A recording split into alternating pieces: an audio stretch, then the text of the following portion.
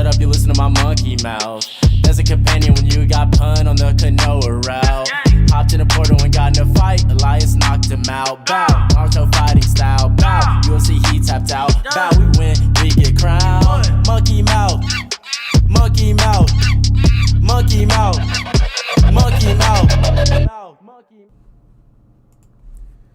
Alrighty, thank you everybody for tuning in to this, the 37th iteration of the Konoha Companion. This is Joshua. As always, I'm your Konoha Companion. On this episode, we're going to be covering episode 36 of Naruto, entitled Clone vs. Clone, Mine Are Better Than Yours. And before we dive too far off into that, I do want to go over what happened on the previous episode a little bit, just kind of briefly. So they're 4 days into the second phase of the tuning exam out in the Forest of the Death. And the squadlings set up a camp, and they catch fish by the river, and they eat around the campfire and talk about their plan and their odds moving forward. We're shown a second group of Leaf Ninja who stop and decide to make a camp, and one of those team members go off to find food while the others rest. Sasuke decides to go gather water, while Naruto has the bright idea to try and convince Sakura to go along with a plan to take a generic scroll and make it look like the heaven scroll that they need to pass the exam, right? Like, we just have the scroll that we started with, now we have a fake scroll that looks like the scroll that we need, and like they won't be able to tell the difference.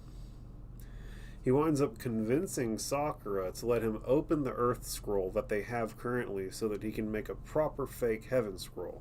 It's a stupid idea. And bad on Sakura for falling for, even playing party to this at all. And like I said, he somehow actually convinces Sakura to go along with this, basically saying that if they do nothing, they'll never make it. And this somehow beats doing nothing. It's a bad argument, but Sakura buys it. The second group of Leaf Ninja open their scroll and scream, and their teammate comes back and finds the two who opened the scroll out cold on the ground. It's later revealed from Kabuto that the scrolls have a hypnosis jutsu in them that renders the readers immobile until after the tuning exam ends, effectively making it so that they will never be able to pass. Back with Naruto and Sakura, Kabuto comes out of nowhere and saves the day, leaping and stopping Naruto from opening their scroll right at the last minute. As Kabuto is leaving, he reveals that he has both a heaven and an earth scroll, and Sasuke tries to fight him for the heaven scroll, and Kabuto refuses and instead offers to show them the way to the tower. Along the way, Kabuto explains to the squadlings that they're going to need to ambush a team near the tower, and they're going to need to avoid collectors near the finish line. And basically ambush a team near the tower because everybody has to converge on the tower in order to pass, and avoid collectors basically being people who are trying to ambush you, right? So ambush somebody, don't get ambushed. They think they're getting ambushed, but it actually just turns out to be a centipede that Naruto sticks to a tree with a kunai. And when I say it's a centipede, it's like a fucking massive centipede, right? Not just like a normal centipede at all. They continue on and eventually piece together that they've been caught in a genjutsu walking in circles. Kabuto points out the centipede on the tree, right? That's how they're able to ultimately point it together. Also, they realize the tower isn't getting any closer. When they realize this, the Hidden Rain Ninja literally start to emerge out of the trees and surround the gang, and the episode ends. And the Hidden Rain Ninja who are emerging out of the trees and out of the ground, they all look exactly the same. And they're all a little clumsy, so I'm pretty much under the impression that they're clones at this point, but that hasn't been confirmed or denied to this point. That's just kind of an assumption. It's been a really long time since I've watched all this, so I don't necessarily remember, right? I'm just kind of going along as we go. It is my second time watching, though. But effectively, that ends the episode, and then the next episode, this episode, starts. And it takes us a little ways back where Sakura has fallen to her hands and knees from exhaustion, and she cries out for crying out loud. And she also points out that the tower isn't getting any closer, and that at this point Naruto agrees, saying, "I was thinking that too, it's weird." And at this point Kabuto realizes that they've been caught in a genjutsu, and points out the centipede on the tree that Naruto had killed earlier. You'll remember earlier whenever they thought they were being ambushed, Naruto reacted quickly and threw a kunai and managed to actually stick this giant centipede to a tree. Sasuke asks to the squad what the Genjutsu caster's plan must be, and Kabuto effectively reasons that the casters of the Genjutsu are trying to wear them down and attack, and I quote, when we're frustrated and physically exhausted. And Sasuke questions, you mean like we are right now? Which, clever job. That's actually, yes. And Kabuto actually agrees and basically lets the squadlings know that they should expect an incoming attack soon enough. So everybody kind of braces themselves and gets ready, even though Sakura is already exhausted. Suddenly, what looks like blobs of water start to move along the surfaces of the trees and along the ground. And suddenly the blobs emerge out of the surfaces they were scuttling across, and as they emerge they morph into hidden rain ninja, and they surround the gang. And these rain ninja all look exactly the same, and they seem a little clumsy, so I'm concluding that they're probably clones. Also, the title clearly gives it away, Clone versus Clone, mine are better than yours, so you can, with the name of the episode coming along too, you pretty much conclude that these guys are clones. It's my favorite cup. This cup I got for being a part of the bridal party in a wedding. My friends Whitley and Kirsten got married, and I got a cup. So that's what you're hearing. If you're only listening and you hear some clickety clanking, that's me drinking from my fancy cup, so I don't cough. I'd rather deal with the occasional clickety clank than be coughing, so deal with it. But the blobs emerge out of the surfaces they were scuttling about, and they turn into ninja, and like I said, they all look the same. They're a little clumsy, so they're probably clones. And at this point it shows us the rain ninja who are behind the attack, and they're watching all of this transpire from the safety of the trees some distance away as the clones close in on the gang. When I say the gang, I mean the squadlings plus Kabuto. Sasuke mocks, well, Naruto, you wanted a fight. And Naruto excitedly responds, 4 against 40, just the way I like it. And leave it to Naruto to be foolhardy. Foolhardy is a fancy word that I think appropriately fits him, right? It's not just simple bravery, right? You're supposed to be scared in order to overcome something and be brave, right? He's just not scared at all. I'm gonna fuck these guys up. So, maybe a little foolhardy here in this circumstance. But in this moment, the title slide comes in and Naruto reads, Clone versus Clone, mine are better than yours, right? Again, alluding to the idea that these guys that are closing in on them are in fact clones. Sakura asks, what are they? As they continue to close in, and Kabuto confirms that these are clones as far as he can tell, right? So now we've got some pretty concrete confirmation that these guys are clones, right? At least as far as they can tell. One of the clones refers to the gang as cornered rats, and Naruto gets really upset by this and just flies into action, punching that clone, and it knocks a hole in his side, not a hole. It's not entirely enclosed. He took a chunk out of his side, but you can see it's most of a circle. He punches right through it, and it's like they're mush, and when you punch them, they just kind of mush apart. And in the hole that Naruto left with his punch, another clone starts to emerge out of it and claw its way out, and it has in its hand a double-sided kunai. This has the whole squad shook, right? No one's really ever seen anything like this. Everyone's kind of what the fuck is going on, right? This is kind of a crazy deal.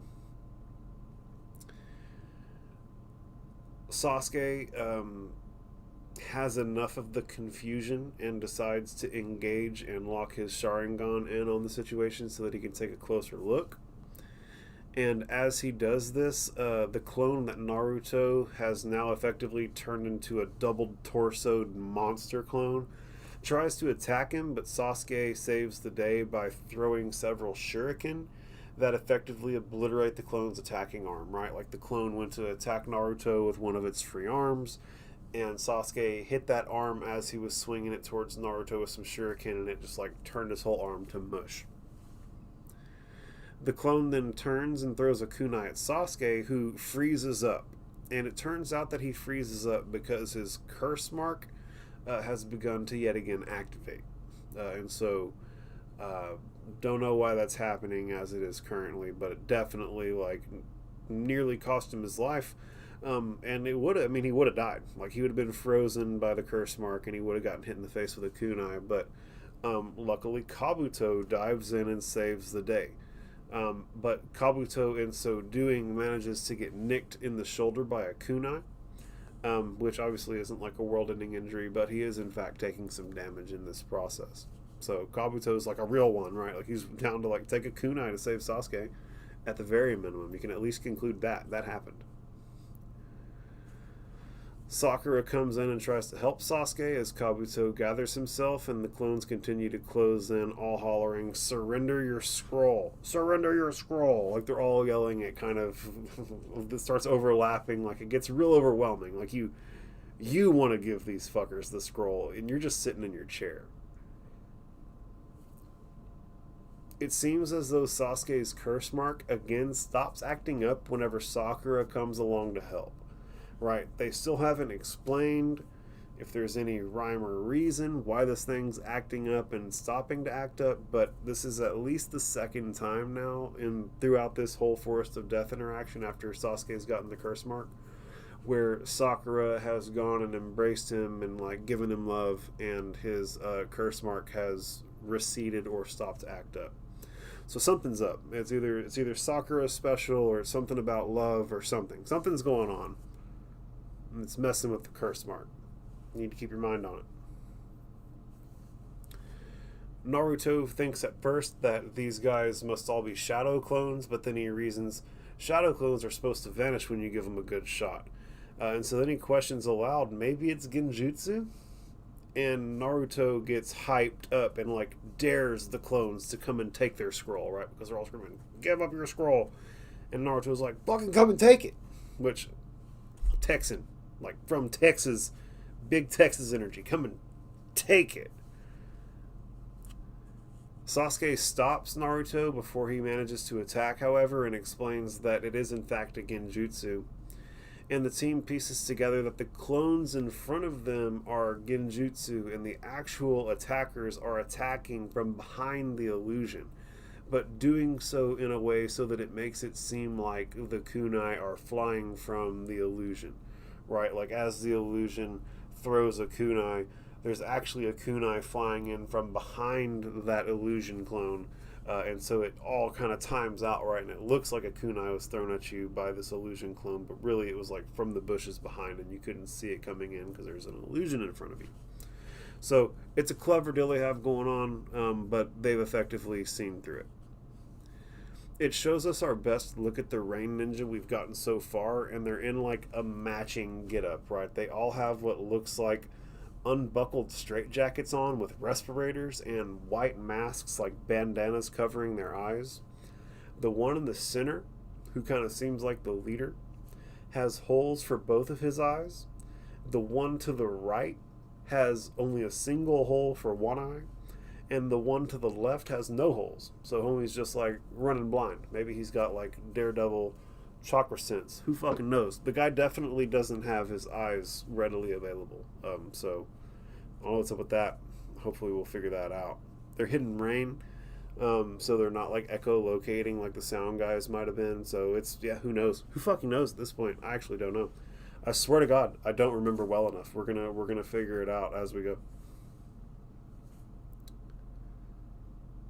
The one in the center with the two eye holes kind of seems like the leader. Chuckles and confirms the gang's conclusion. And I don't know if he thought this or said this out loud because his internal voice and his external voice are the same. and his mouth is covered by a respirator, but he effectively concludes that it's a lucky guess, right? He doesn't think that these guys are actually smart enough to reason it. He just thinks that they've more or less guessed it. Naruto wants to rush into the forest and find the actual attackers, right, in classic Naruto Wrecking Ball fashion. But the team decides to play it slow. They figure their attackers are doing the genjutsu shit because they're just way too weak to actually win a close-up fight. So they decide the best course of action is to hold their ground and fend off the enemy attack until they run out of chakra and they need to come in and actually have an up-close fight if they really want to win. The Rain Ninja question among themselves how long the gang will be able to hold out for, but they ultimately conclude they have plenty of time and they start their attack, right? They're like, the night's still young. Like, well, we can keep this up all night. So I don't think that stamina is really going to be an issue for them based on how they're acting about this. They throw kunai at the gang from behind the clone illusions persistently, but the squadlings consistently avoid the attacks but are clearly getting worn down after it. After a time, it gets to where they're getting worn down. Naruto gets fed up and casts his shadow clone jutsu. Kabuto tries to stop him, but Naruto basically reasons that if he can make more clones than they're dealing with, jump them all, then there will be no illusion for the actual attackers to hide behind, and he goes ahead with his plan, right? So Naruto's basic plan at this point is to make more clones than there are genjutsu clones. So if there's 50 genjutsu clones, he's going to make 150 Naruto clones so that he can jump them all 3-1 and basically beat up the clones faster than they can regenerate them. And then at that point, there will be no clones left for them to hide behind. So it might turn out to be a clever plan, but it's like true to Naruto form, with it being like wrecking ball, we're going to go in there and knock some shit out type of fashion. He goes forward with his plan, and his clones absolutely beat the dog shit out of the Rain Ninja clones, but the Rain Ninja clones keep turning into mush when he defeats them and coming back shortly thereafter, right? So like it doesn't appear as though he's going to be able to take them out faster than they're able to regenerate. The rest of the gang decides that Naruto has effectively forced their hand and that they need to go join in the melee. And they go do that. And the gang fights illusions till morning, when the Rain Ninja decide to move in for the kill. The Rain Ninja dispel the illusion and reveal themselves, believing that they've crushed the spirits of the squadlings in Kabuto. The Rain Ninja, with the holes for both of his eyes, the leader, recognizes Sasuke as the one who cut my shoulder, and he relishes the opportunity to pay him back with interest. I actually don't recall where this is from. I don't know when Sasuke cut this guy on the shoulder. So, if you remember, hop in the comments and tell me, because I'm actually interested. It's not something that a quick Google search can do. It's something that you actually have to be a real life weeb nerd to know. And this is a bit of trivia that I'd love to know. What episode did it happen? What interaction was it happening in? Because this is one of the only things that's come up so far in the entire show where I haven't been able to really pinpoint it, and I'd want to go back and watch the entire series to see whenever these two had a random little interaction. So if you know, let me know. The gang appears to be had, right?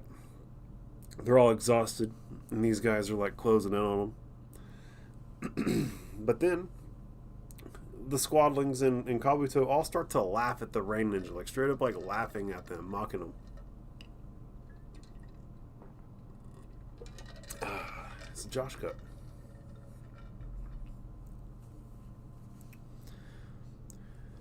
The gang laughing at them appears to frustrate the Rain Ninja, and Sasuke mocks from out of frame, well, now who's the cornered rat? And this is a great callback to earlier, right? Fuck these guys, use their same shit talk on them. And then suddenly Sasuke, Kabuto, and Sakura reveal themselves behind their would-be attackers, and Naruto changes the squadlings around him back to his shadow clones. And so, to be super clear about what just happened, Naruto, during the melee, had clones of himself transformed to look like the rest of the gang, Sasuke, Sakura, and Kabuto. so that the Rain Ninja would lose track of who was who in the melee. And they had the whole, and so basically these guys thought they had the whole team cornered, when really these three slipped off to the side, and the three that they were watching fight were just Naruto clones transformed to look like them. Naruto falls to one knee from exhaustion, right? Like, this has been a big deal. He's been single-handedly fighting these guys all night. And he falls to one knee from exhaustion, and Sasuke calls out for him to take a break, and that he's used up too much of his chakra, and that he's got it from here. Naruto leaps up and punches the leader of the Rain Ninja so hard that he smashes into the other two, effectively knocking them all down. Naruto, sweating and panting, mocks that there was no way he was letting Sasuke steal his thunder at the last minute, after he did all the heavy lifting all night. Which is fair play, right? It's just apparently an overexertion of your, depleting your chakra reserves too greatly can literally be lethal. I mean, you remember Kakashi used his Sharingan up too much, and it literally incapacitated him for several days. Like, was walking and fell over paralyzed. So, the overexertion of oneself and the overutilization of chakra can be a literal lethal issue here in this verse. And so he's been fighting all night, and he's still trying to fight. So he might be making some poor decisions at this point. It's yet to be determined. This blows Sasuke's mind, who thinks, whoa, is this the same Naruto? What happened? When did he get so good? And I love this, because this is one of the first times whenever Sasuke really, in his mind, recognized Naruto as a badass. For real. Cannot deny it. I mean, he's recognized him once or twice towards the end of the Land of Waves arc, whenever he literally saved him, but that's one of the only other times, man. We're talking maybe one or two other times we've heard Sasuke even think or speak really positively on Naruto, and this is one of those moments. And he's basically saying that he's a fucking badass, and how did this happen under his nose? When did it happen? The Rain Ninja can't believe Naruto can still move, much less kick ass. And they remark on it out loud. And Kabuto thinks to himself, his chakra is incredibly resilient. He goes on to think to himself basically that if Naruto were to be able to make that many shadow clones, sustain them, make 3 transformations, and still have the vigor to come in swinging on the 5th day of the Chunin exam is absolutely remarkable. And goes on to think, and I quote, if he ever truly masters his chakra, this kid will be unstoppable. And so now Kabuto, with an even more seasoned perspective than Sasuke, is saying some really flattering things about our boy Naruto. And that basically he has a remarkable amount of chakra that's incredibly resilient, and the only thing that's stopping Naruto at this point is his ability to control all that chakra. And so it's a really good compliment from our man Kabuto, who's kind of an independent, third party that doesn't really have a horse in the race, right? The Rain Ninja get up and all cast matching hand signs, and they go on to explain that they're running out of time, so they're going to have to take the gloves off and show them their ninjutsu. The leader of the Rain Ninja calls out Fog Clone Jutsu, which makes a huge mob of clones of each of them, right? There's 3 dudes. There's probably I don't know, maybe 9 or so of each. And the squad tries to tell Naruto to hold on, but he rushes in head first, believing he'll just smash all the clones till he finds the real ones. Kabuto begrudgingly leaps into action, and just as Sasuke goes to use his Sharingan, his curse mark begins to act up, freezing him in place and causing him a stabbing pain in his neck, just like before. As this happens, he wonders if he's used too much of his chakra. And so at this point, Sasuke is curious if, he doesn't even know what's going on. He doesn't even fully understand why this curse mark stuff is happening. And so he's like kind of desperately grabbing at straws, and he's thinking that maybe it has to do with the overutilization of his chakra as well. Like I was just saying, the overutilization of chakra is like a really potentially big deal. Naruto frantically punches through fog clones as Kabuto tries to get him to stop, but he's just not having anything that Kabuto has to say. He's in the zone beating ass. Sasuke forces himself to use his Sharingan despite the curse mark acting up again, like just through sheer force of will, he makes it happen. And he looks around the battlefield, and after a few seconds, his vision goes white, and his curse mark acts up again, and so much so that it forces him to scream in pain and fall to his knees. Sakura yet again comes to his aid, realizes what's going on, and begs him to stop using his Sharingan for the time being. It does seem again, though, that whenever she comes up and helps, it causes the curse mark to at least stop acting up. So now we're like 3 for 3 on Sakura helping out with the curse mark. Naruto turns to check out the commotion that's going on behind him with Sasuke and Sakura and the curse mark, and in that moment a hidden rain ninja sees an opportunity and attacks Naruto while he's distracted, yelling, "Never give your enemy an opening. Never give your enemy an opening." Kabuto leaps in and tackles Naruto out of the way of the attack, but he gets cut on the leg in the process, right? So this is now the second time that Kabuto has saved a squadling by tackling them and knocking them out of the way of a kunai, and it's also the second time that he's taken some damage in the process. So Kabuto is like a real one out here, like taking real L's so that he can protect the squad. Another clone leaps in to attack Naruto and Kabuto when Sasuke uses his Sharingan again and sees that the Rain Ninja are using a sort of Earth-style jutsu that's allowing them to emerge out of the ground behind whoever is currently distracted by a clone to launch their attacks. Right? So like you're fighting clones and then they like emerge out of the ground and kunai. Pretty straightforward attack. Neat that they can merge in and out of the ground that easily. We saw their clones could do that earlier, so I guess it's not surprising. If they can make a clone do it, they can do it. So it's cool. It's a neato deal that they have going on. Like a neato attack, for sure.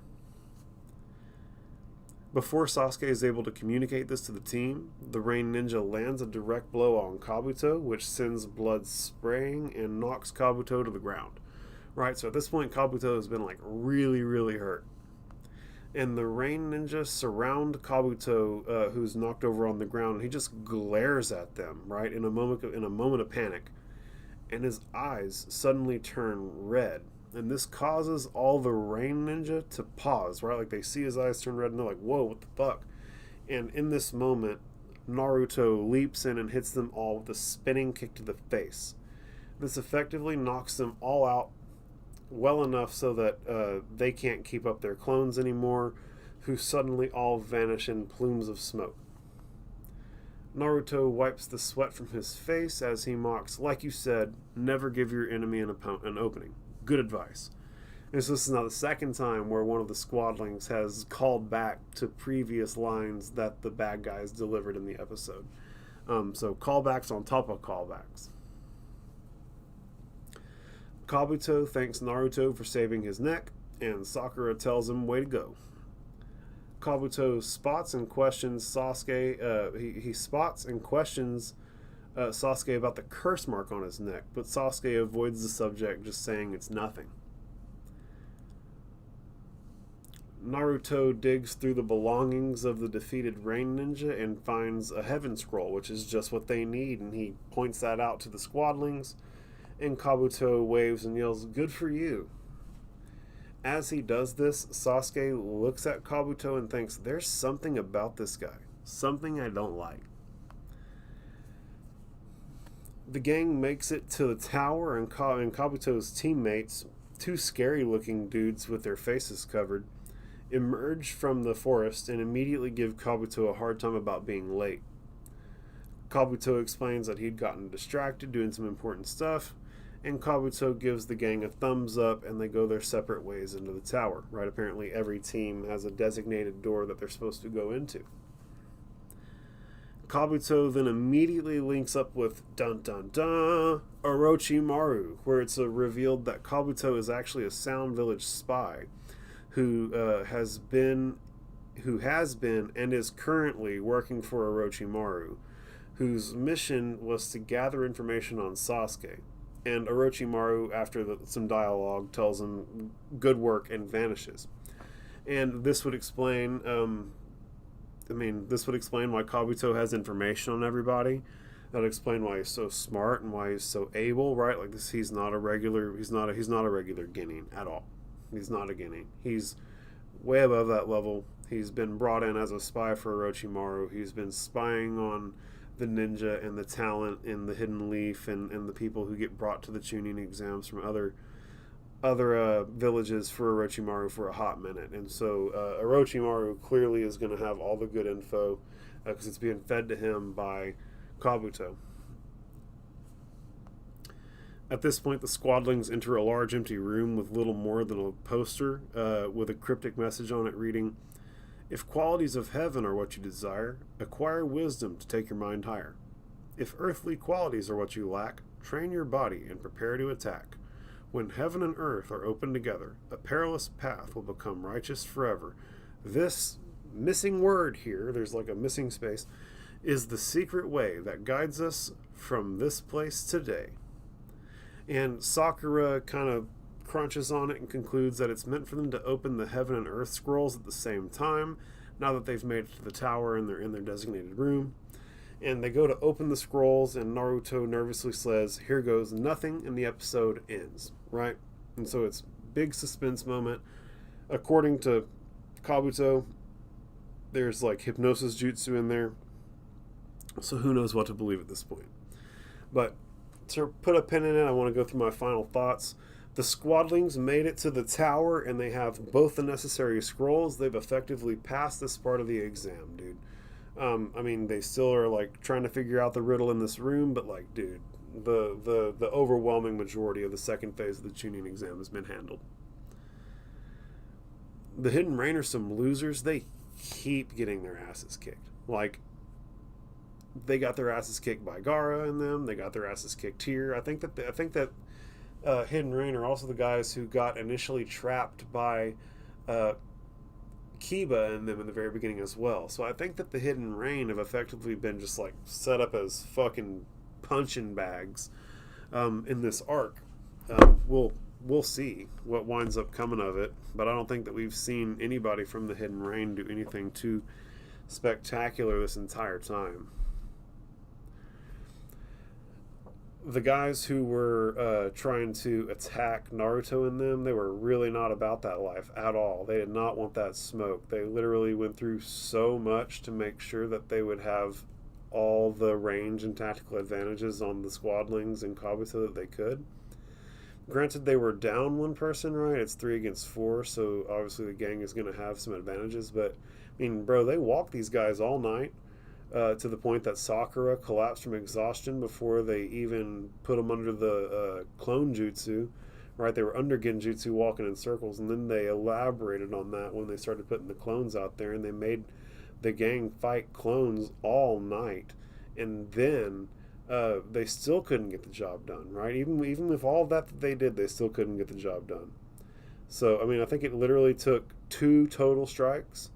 Yeah, Naruto hit him with 2 punches, and it knocked out 3 people in total. So, weak, whack. Y'all whack. It's fun how Naruto is just a wrecking ball. Luckily, his team is good at rolling with the punches. It seems as though they were all kind of in on the plan to make the clones and the substitutions, but part of me likes to think that like the team just kind of rolled with the punches, right? But either way, man, they're finding a way to make it work with Naruto and his shadow clones and him being a ridiculous little wrecking ball. It's fun. It's a fun move when Naruto had his clones transform to look like Sasuke, Sakura, and Kabuto, so the Rain Ninja would lose track of everything in the melee. Like, everybody thinks that Naruto's a dum-dum, but he's got like a particular type of cleverness on the battlefield that's like really, really effective. Like, the dude is gonna get by in a fight. There's no doubt about it. It's crazy that Kabuto was a secret spy for Orochimaru in the Hidden Sound, and he was there to gather information on Sasuke. Like, wow, what a twist. And it's crazy how Sasuke, like, low-key, like, had him pinged. Like, right at the last minute, Sasuke was like, there's something about this guy that ain't quite right. And then literally, like, 2 minutes later on the screen, it was being revealed that he was a spy. So Sasuke has, like, a strong intuitive gut sense that he definitely needs to listen to. It's cool how highly Kabuto thinks of Naruto, right? Basically said that if Naruto can ever figure out how to control his chakra, he's going to be like an unstoppable monster. So, yeah, that's fun. That's fun to hear. It's exciting. And it was also cool because Sasuke gave Naruto some recognition on the back end in his mind.